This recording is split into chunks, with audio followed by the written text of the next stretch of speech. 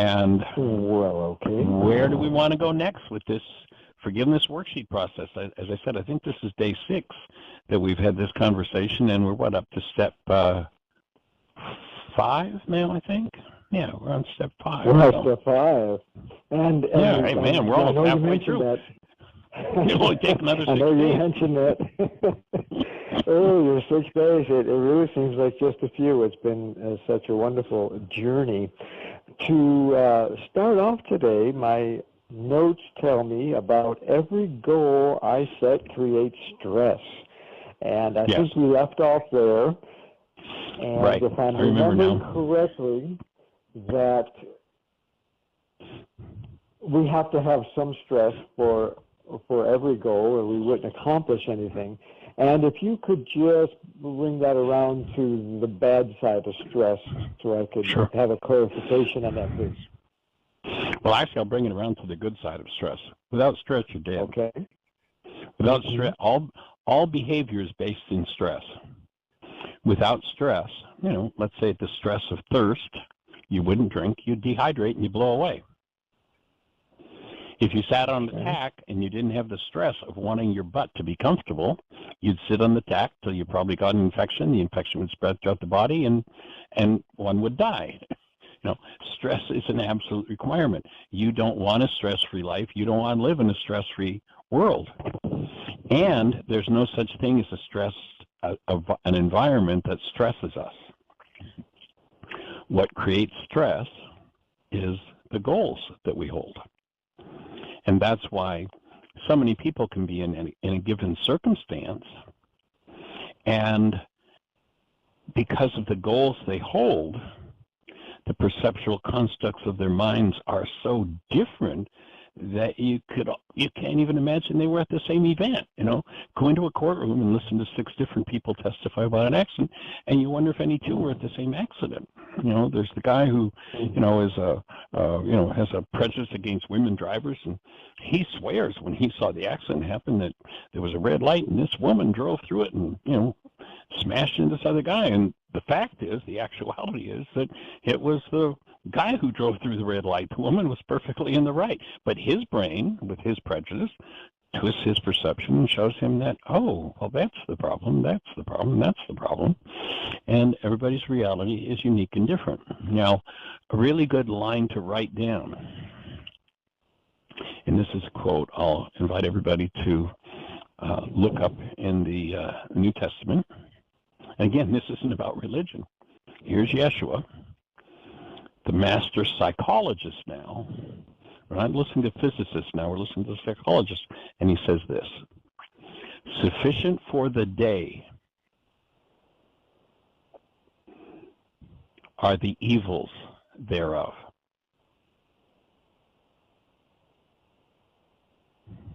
Now, there are 2 different, like you look at that statement and you go, what the heck does that mean?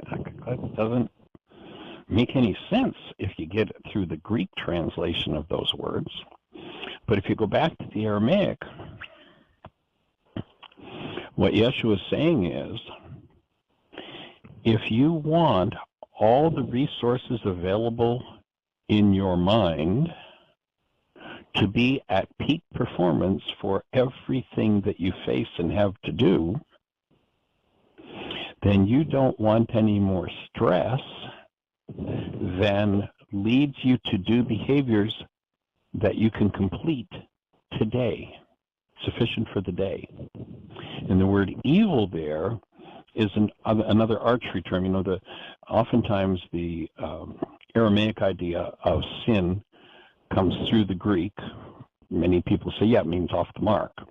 And it's an archery term. When you fire at the target, and if you miss the bullseye, the scorekeeper yelled, sin, you're off the mark. That's all it means. It's not some big, evil, awful target. It just means if you put an energy in that's off the mark to your structure's going to suffer. You're going to have diseases. And ultimately, if you don't remove it, if you don't forgive it, you're going to die.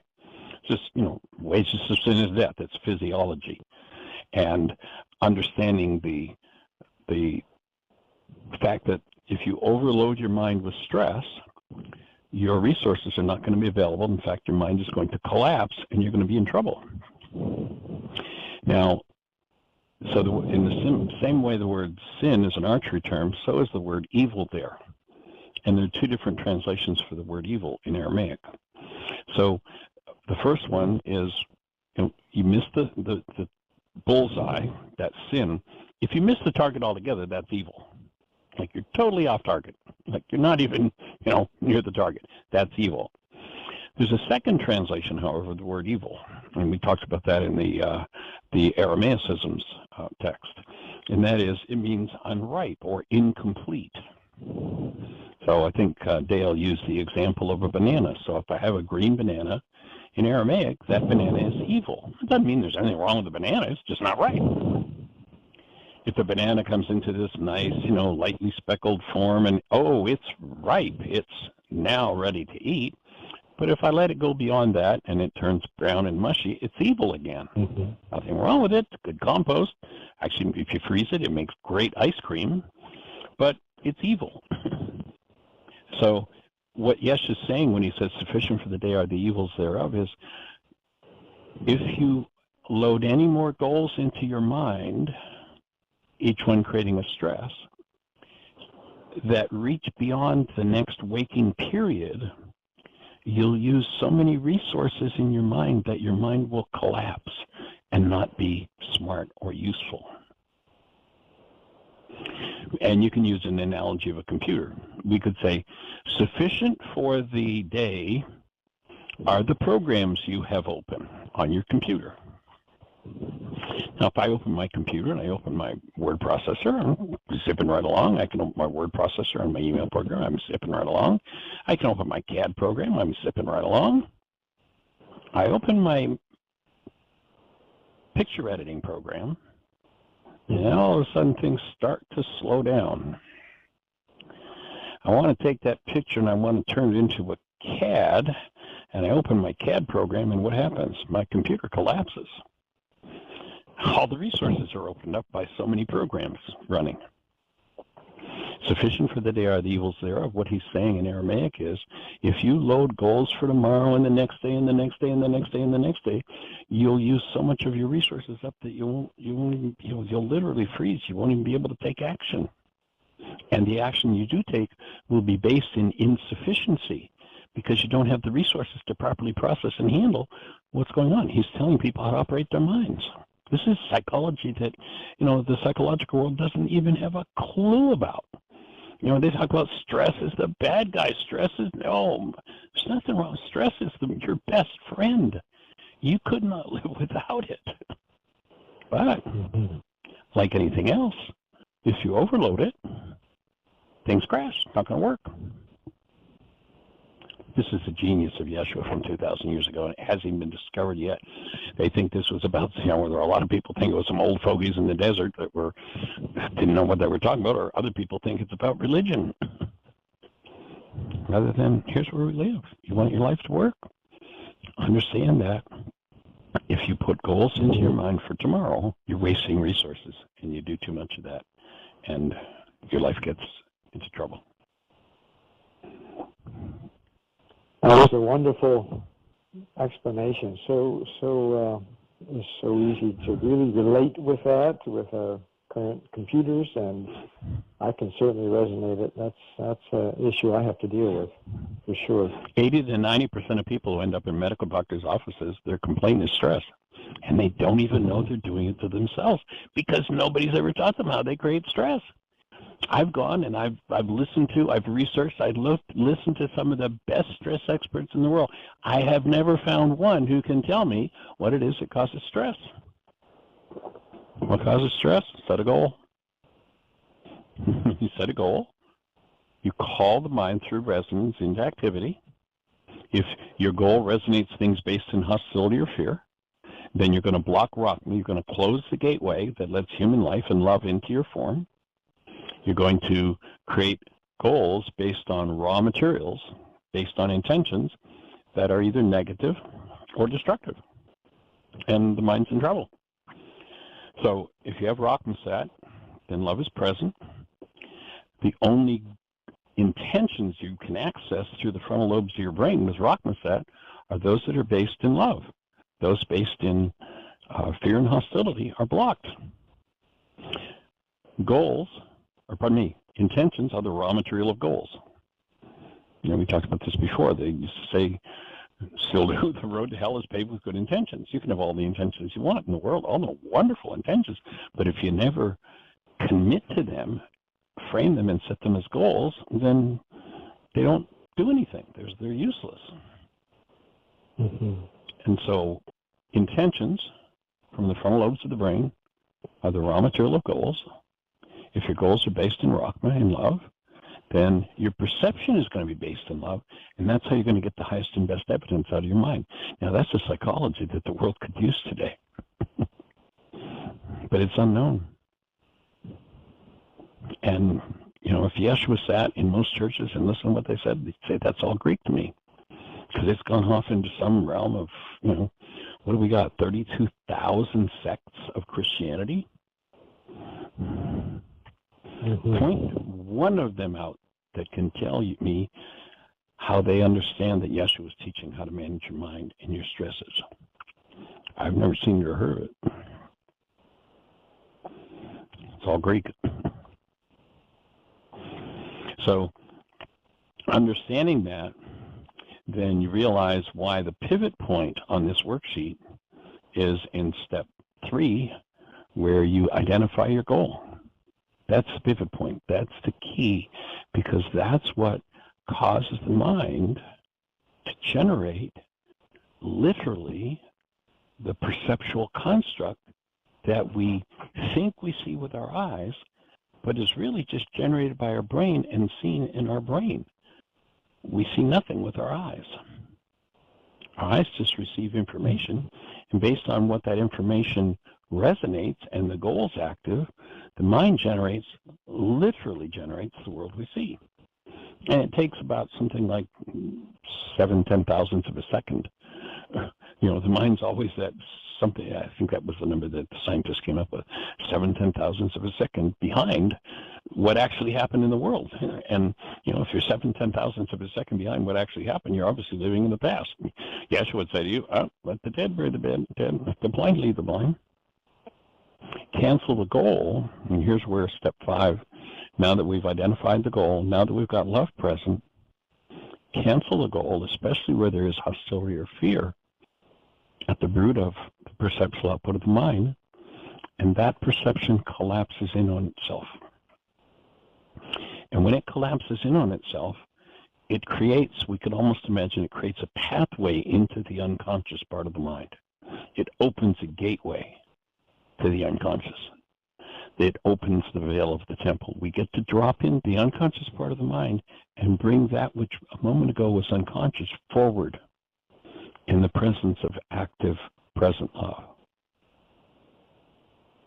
And if there's anything corrupt, thinking in terms of computers, if there's anything in the mind that's being recruited into activity by this goal that is corrupted, when it's exposed to love, it heals instantly. And that's where forgiveness actually occurs, is when that corrupt data is exposed to love. And I'll just say from 40 some years of guiding people through worksheets, it still absolutely amazes me when people cancel a goal, what they drop into. I mean, the vast array of things that people drop into when they cancel a goal is just amazing. And then when I consciously, purposely, persistently, consistently cancel the goals that cause my mind to use corrupt data, I'm cleaning up the corrupt data in my mind. Then, when I get all the corrupt data in my mind and in my genes from my generations cleaned up, I have a mind that is filled with truth. It only shows me truth, accurate information about the actuality. It's still 7/10 thousandths of a second behind actuality, but at least everything I'm being shown about actuality is true. And that's a stepping stone into what we call enlightened perception, where instead of going to carbon-based memory for the data, that's just that step behind actuality, we can go to actuality and receive directly information, insight, intuition about what's actually happening in the world. And then we have a listening ear for what the Aramaic descriptor was, Ruka-Dukudsha. If you look down at the bottom of the definitions, Ruka-Dukudsha is a feminine elemental force in us that undoes the effects of our errors and teaches us the truth. When I cancel the goal, and you'll note in steps 5B, 5A is where I cancel the goal. 5A is where I review the whole workshop and cancel my goal. 5B is where I invite that, what we could even call the super processor into activity in me. It's like, I got 1,000 generations of who knows what kind of garbage. Geez, I was doing some research on my genealogy, and, I found out that my great-great-great-great-grandfather was in Napoleon's army that went to Russia and froze to death on the way back after suffering for weeks of deprivation and starvation. Yeah, that's in my genes. There's some corrupt data there, man. Oh, and then what happened to, my great-great-great-great-grandfather's wife as she found that out, and the children, and, that terror, that trauma, that fear, that hatred, how do I clean that up? How do I ever figure that out? You can't figure it out. But whatever the perceptions, the pained perceptions are based on, 100% of the time you can forgive it and remove the distortions of corrupt data. And everything based in hostility or fear that the mind serves up is corrupt data. In computer terms, it's just not true. It's not accurate. Mm-hmm. I don't have to know any more about a situation and actuality than to recognize that my mind is using hostility or fear to produce its perception. And now I don't have to even think about what's going on outside of me. I'm using corrupt data. I don't need to know anymore. I need to clean this up before I do anything.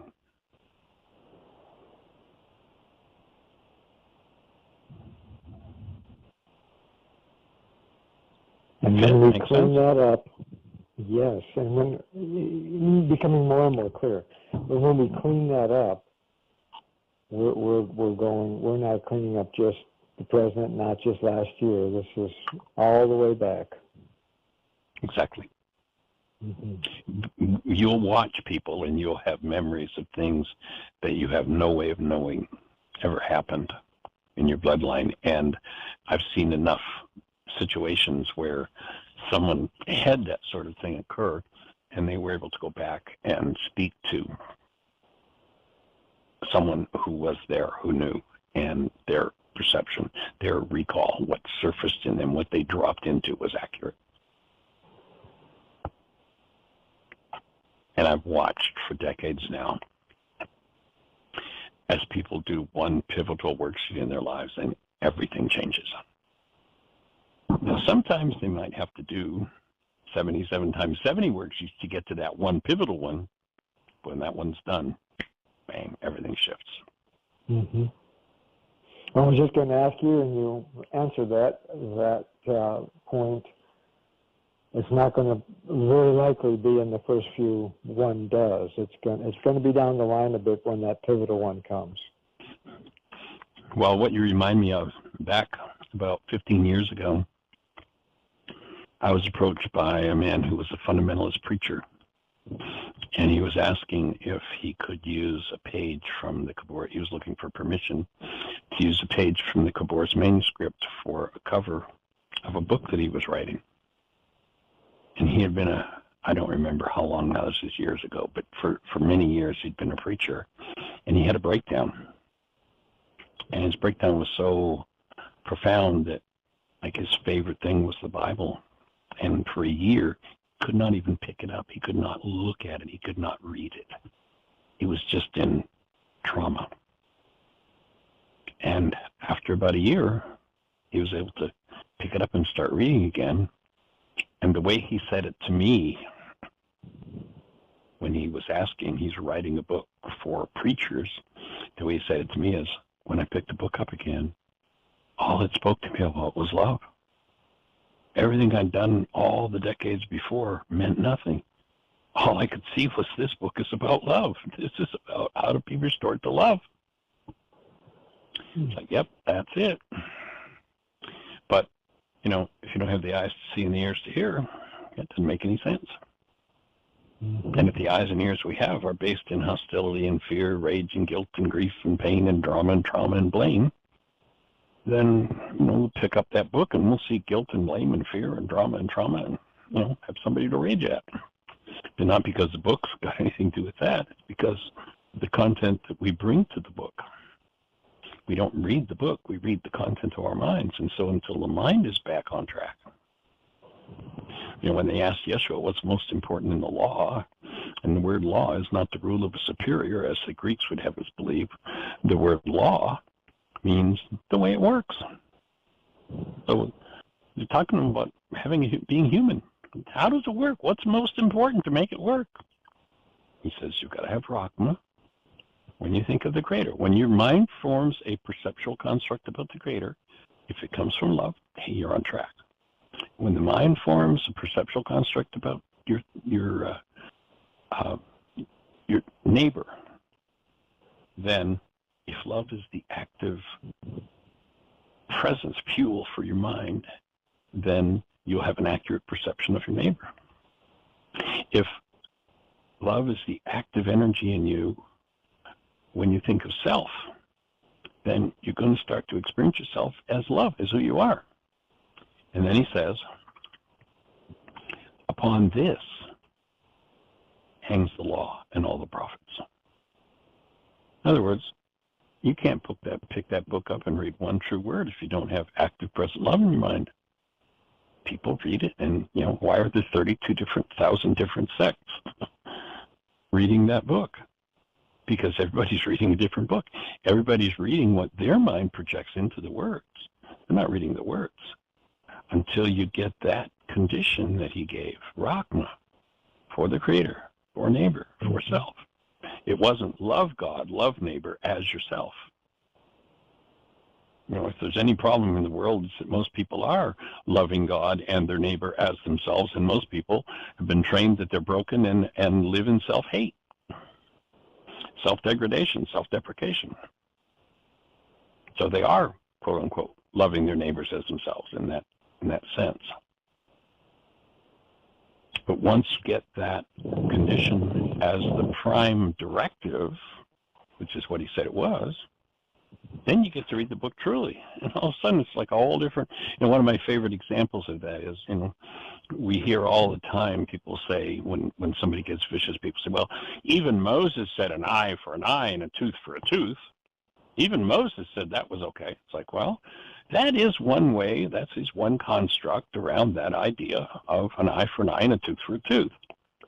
But what you'll find is if you take a mind that's keyed to love to that book, and you read that section in those passages, what you hear is, and what you see is, Moses lived in a culture that was vicious and vile. People were just vile with each other. I mean, there's one particular case that I often use as an example, and there's this,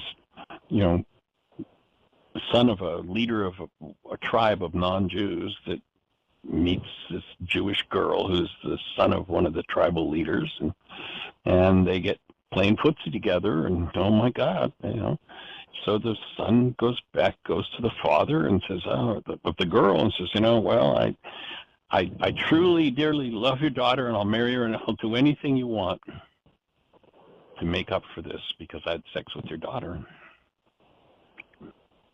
And the father says, okay, well, let me speak to your father and see if I can get his agreement. I want your whole tribe to become Jews. You have to become circumcised to become Jews. If you do that, then it's all good with me. Remember this story? Yes. And, of course, if you're going to become a Jew, you've got to be circumcised. Mm-hmm. How good do you suppose men are at fighting once they've been circumcised? And what did the father of the girl do? He went and slaughtered the whole village, the whole tribe. Took them all out.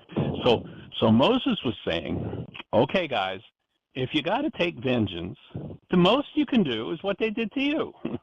An eye for an eye. Okay, if you got to do it, do it. He was putting a limit on vengeance. He wasn't giving permission. But a mind based in hostility or fear goes, see, I have permission to do what I want to do anyway.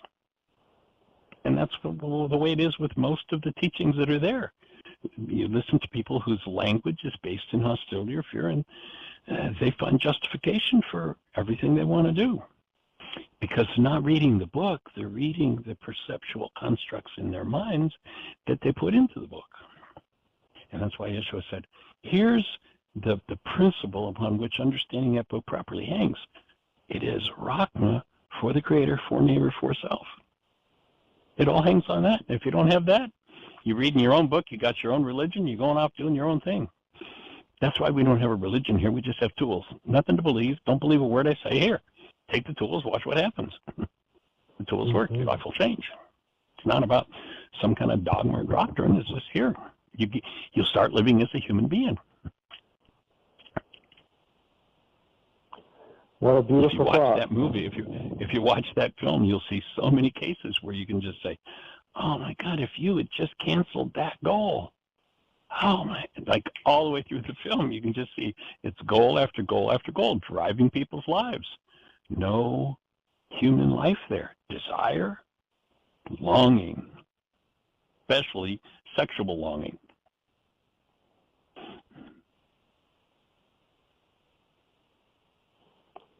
Amazing. It is.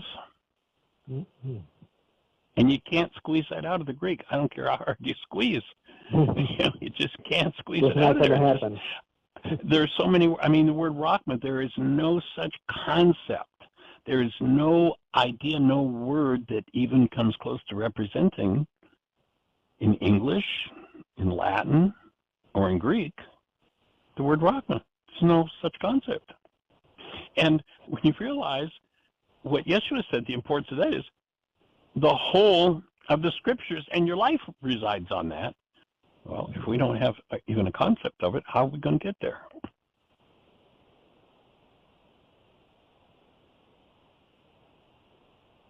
And then, of course, there's that passage we've spoken about before when Yeshua tells a group of people, they ask the question, a group of disciples, what do we need to do to keep God happy? Like, what's the game? What's the game plan here?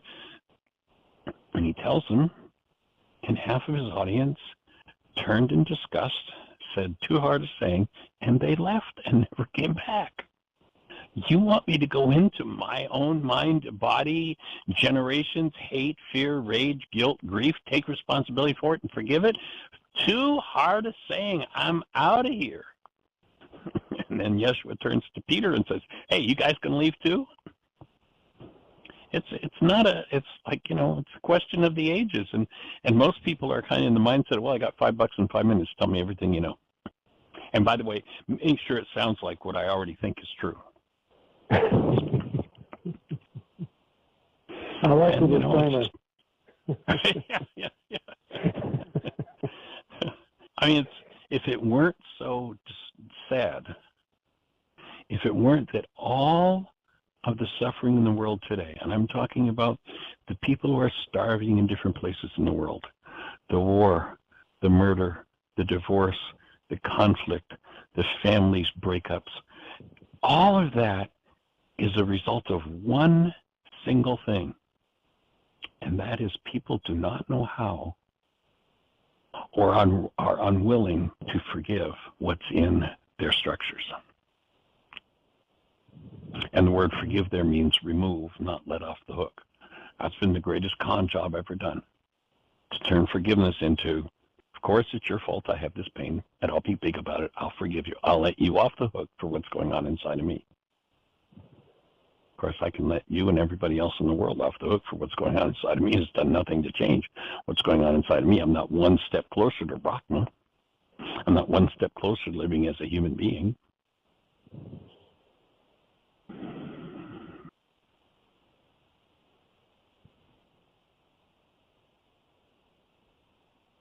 And that is why, like you mentioned about the film, that we have such a longing. We don't know. Generations of. Stop and think about Just look at your life and the unrequited desires of your life. Look at your siblings, your parents, your grandparents, your aunts, your uncles, your cousins. And then multiply that by, in just, how many people there are in 30 generations of your bloodline and mine? I think I heard you say was it a billion? About 1.6 billion if you do the math. 1.6 billion. Wow. And it's just like what kind of unrequited desire is there in the 1 point? I mean, considering, just read a little history of the world. Mm-hmm. What do you suppose hasn't been resolved? And are we willing to take it on and resolve it? The generations, what did they say about the Jews wandering in the desert for 40 years? To get out of the desert into the promised land, what had to happen? The old generation had to die off. Not everybody in old physical bodies, but the root of the word generation is genari. It means cause. All of the causes held in the mind from the generations has to go. Otherwise, we live in the desert. We live in a state of unconsciousness. Not about a hot, sandy place. That's 35 square miles for 40 years. You look at that, they talk about it. Without a parable, he did not speak to them. And clearly the Creator says, this is allegory. I'm trying to get something across to you that your rational mind can't understand. You try and take it literally, and you destroy everything.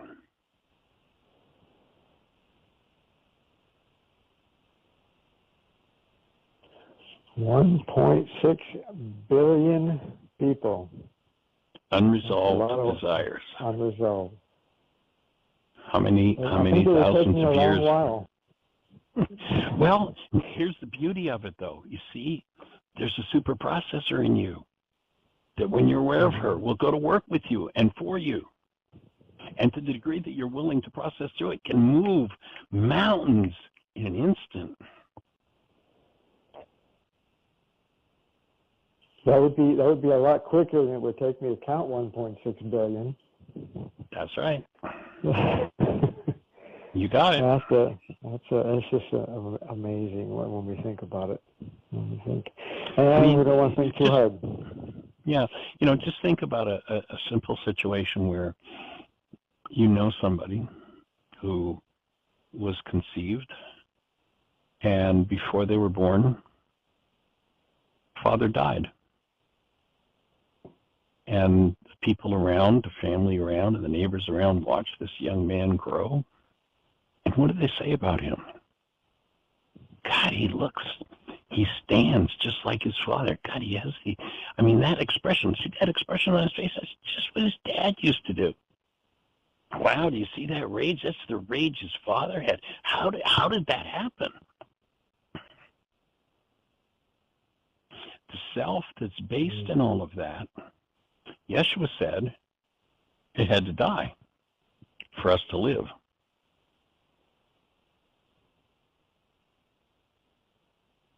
The false self, based in generations and generations of unrequited desire, faced and removed.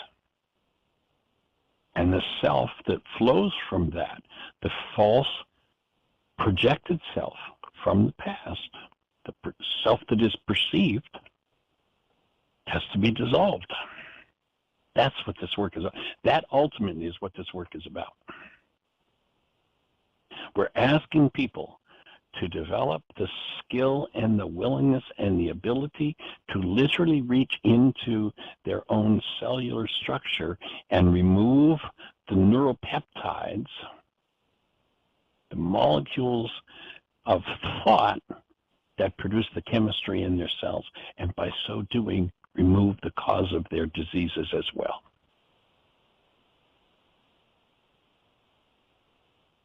We're told the issues are in our tissues, but as you explain this, it goes all the way down to the cell level. All the way down to the genetic level, exactly. Genetic level.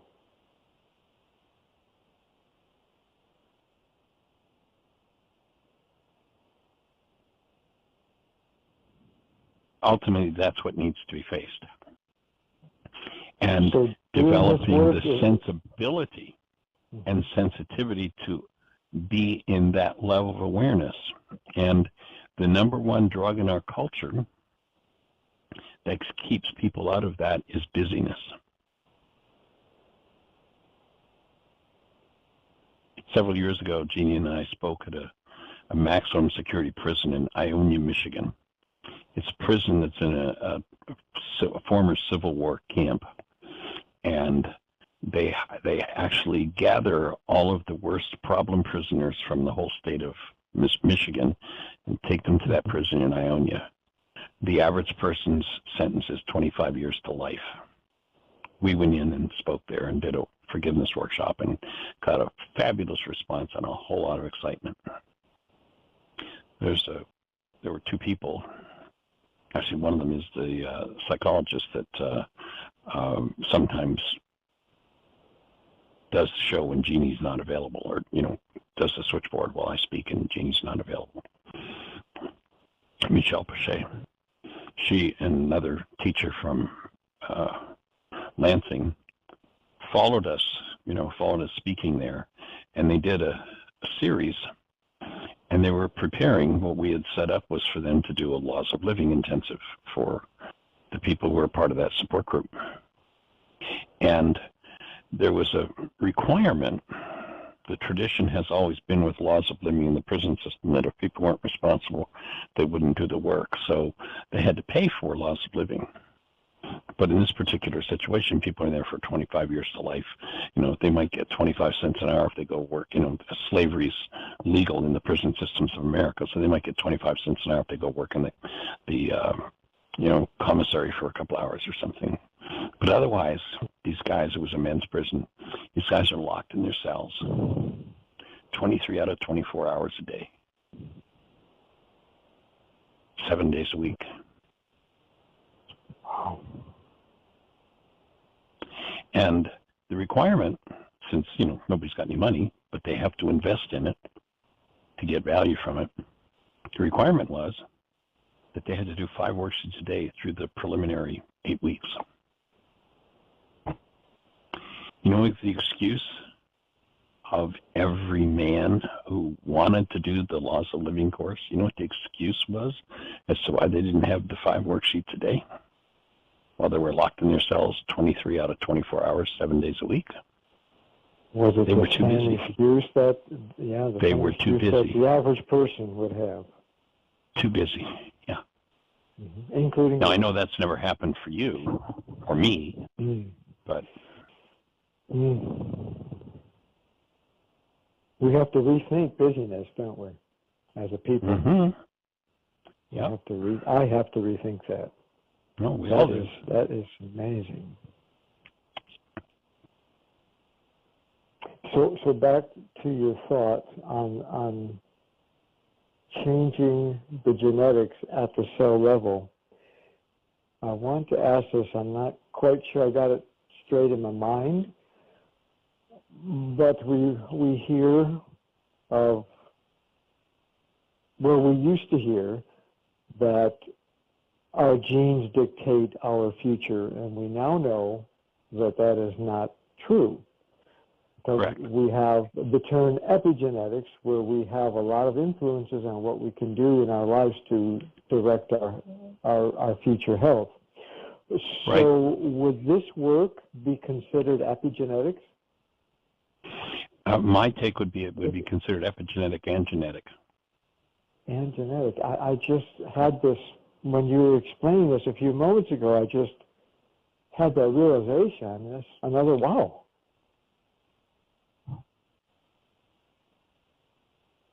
Everything from the generations is changeable. And if we're not dealing with, if we're not cognizant of what's in the genes, then we are literally trapped in the desert. And most people, if you notice, before people kind of start to scratch their heads and go, Why is this happening to me again? I've been through this 87 different times with 42 different people, and I'm the only one that was every time. Maybe I'm involved in life. Before people ask that question, they're usually about 40. Yeah. Before they start to suspect that they're in the desert. And it's not all about everybody else.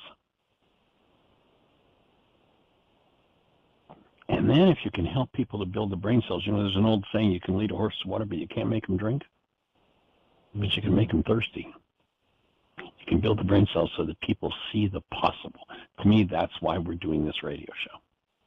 So that anybody that wants to see the possible can engage in something that they can go to every day and spend time building brain cells for something the world will not support in them. And once you got the brain cells, you can't unsee what's there.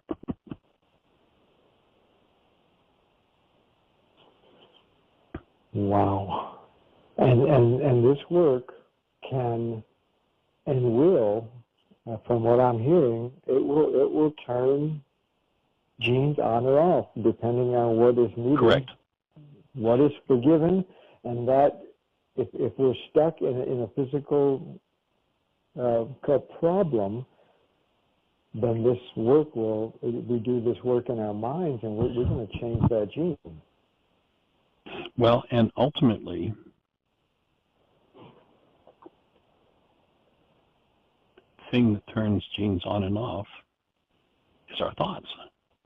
Mm-hmm. It's not that this work will turn them on, it's our thoughts. When we change that, Paul talked about be transformed by the renewing of your mind. Mm-hmm. When you bring your mind to correction and realize that instead of thinking you're thinking with the generational patterns of the past, when you step into that other mind that's available to you, that mind that's totally, completely connected to love, and without doing step 4 in the worksheet, without having to, tap into and bring conscious, active, present love, when you naturally live as conscious, active, present love, then anything that surfaces from your mind or your genes is automatically transformed. And that's why they talked about a new man, literally. Mm-hmm. Well, we have a new body. and man is Adam, a new Adamos. New Adam. We're going to transform the whole physiological device called a body-mind unit, carbon-based memory, when that mind is present in us and runs our lives. Rather than whatever fires in brain cells, that 7/10,000ths of a second delay that has us believing that something that comes from our past is actually happening in the present. And to recognize that the reason they call the present is because whenever you're there, there's a gift. Everything is a gift. Every second, every instant. Listen to that story where the creator talks about, I have only good in mind for you. That's it. You're doing this other crap. And everybody wants to blame God. I listened to a guy who's supposed to be super scientific, intellectual genius, and just happened to come across a thing of his on YouTube. And he's somebody that, almost everybody knows his name is physicist and scientist. And he's going over the reasons for the non-existence of God. And I have never heard a so-called scientist with so much hubris and so much ignorance about science in my life. I've never heard such a thing. And this guy is, he's literally, you turn on TV, you look at specials, he's on all of them. And the ignorance of science that he displays is just like boggles my mind. And he's top tier. He is a very top tier scientist. Not going to mention any names, but at the top of the pack. The hubris is just unbelievable. Yeah. But that's the mind of man. Mm-hmm. And when you recognize that the mind of man is not conceived, as they said, of what lies in store, what's possible, you got to know how to collapse it. If you don't know how to collapse it, it'll run you. The Creator has blessed us with a new body. We regenerate the cells every 7 years for Exactly. a totally new body. But when we do this Precisely. work, it's very, very quick. Which leads you to the conclusion that you must be eternal. Mm-hmm. You must be. Changes everything. Everything. This changes everything. And many people, when you talk about eternal life, go, oh, yeah, well, spiritually, my body's going to die, but spiritually. No, excuse me. Mm-hmm. That's not what the man said. He didn't say you have to die first. He said eternal life. What do you have to do? What did he say? Look in Revelation. To he or she that overcomes, they will not taste of the second death. They will become a pillar in the temple of my God and shall go out no more. This is where we live. What's a pillar? It's a fixture. Go out no more means you won't kill another body. A fixture, a pillar in the temple. What's the temple? It's this body-mind unit. With man, death began. We made the process of death up. Now, it's pretty deeply ingrained because everybody in your bloodline and my bloodline and everybody that I know that's over 110 is already dead. Everybody. So how deeply ingrained is it in your genes and mine?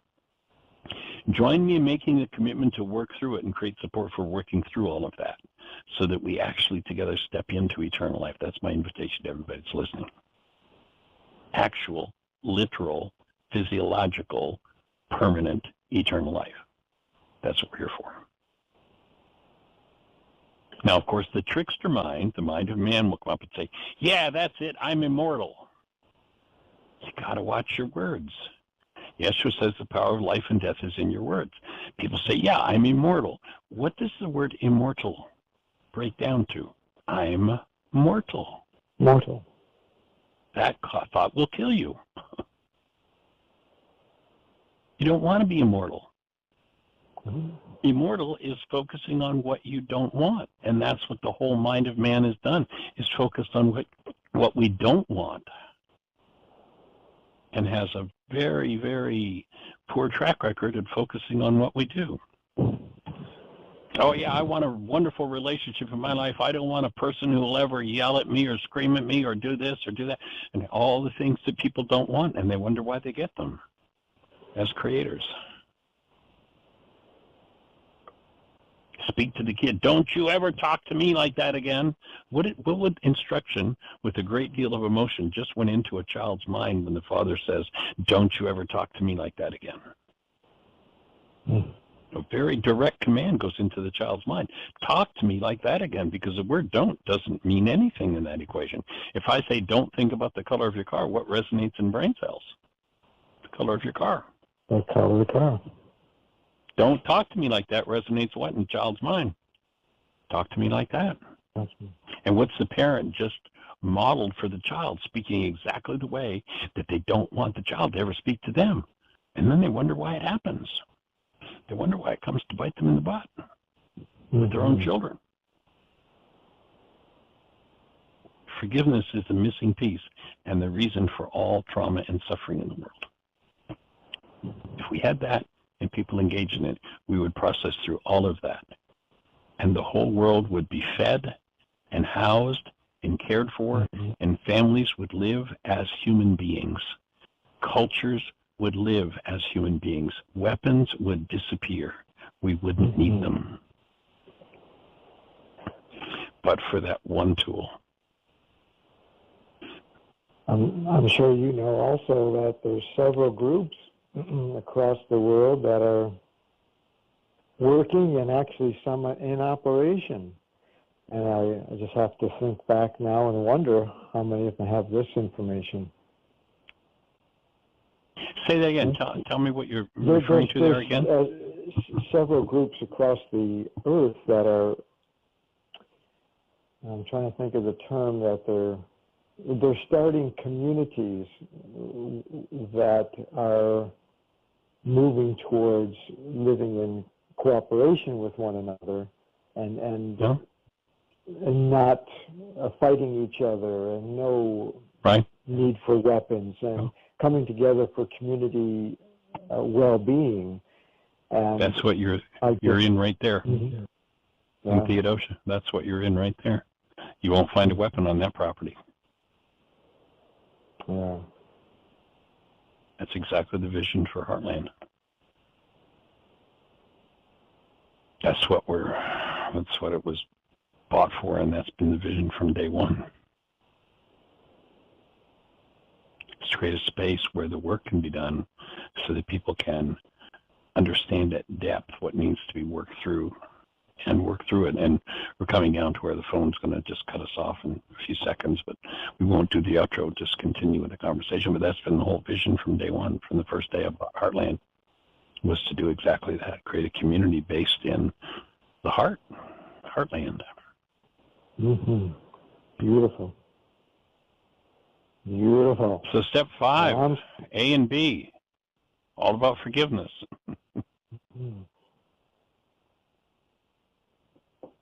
And what's the next day you're going to be available to complete the conversation, to go to the next step? It will be Thursday. Perfect. Well, we'll play on Tuesday and Wednesday if you get a chance to listen in, and on Thursday we'll continue the conversation.